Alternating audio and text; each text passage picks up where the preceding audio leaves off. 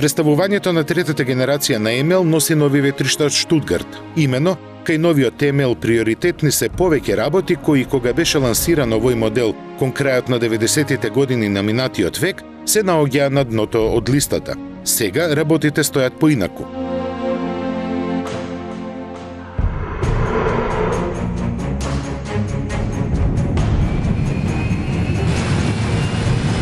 Акцентот е ставен на намалувањето на зафатнината на моторите и намалување на потрошувачката на гориво и емисијата на јаглерод диоксид за 25%, додека на второ место се наоѓаат елементите по кои се познава Мерцедес.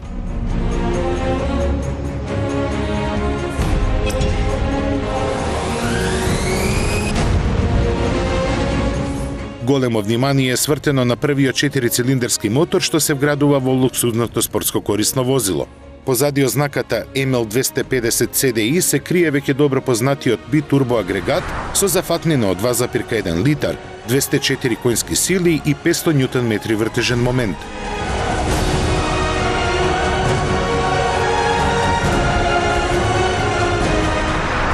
Од таборот на Мерцедес тврда дека просечно му се потребни само 6 литри нафта да помине 100 километри. Интересно е што многу поголемиот 3-литрен V6 турбодизелаш од 258 коњи и 620 Нм најавено е дека троши само 1 литро повеќе за истата дистанца. Готово подеднакво импресивна е потрошувачката од 8,5 литри која ја постигнува 3,5 литрениот V6 бензинец со 306 коњи. Воедно е најавена верзијата ML63 AMG, чиј ново развиен 5,5 литрен бензинец со две турбини располага со околу 540 коњи. Сите мотори се испорачуваат со 7-степениот автоматски менувач, преку кого силата се пренесува на сите тркала.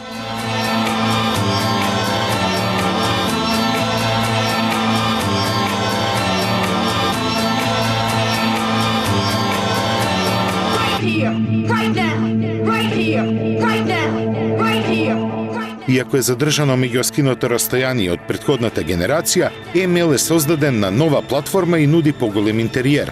Покрај еволуцијата на надворешниот дизајн, интериерот е темелно доработен, а проширена е и понудата на материјали со кои може да се опреми возилото.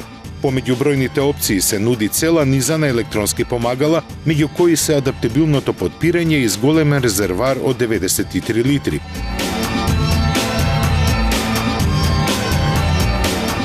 Новиот ML ќе почне да се продава во втората половина на август.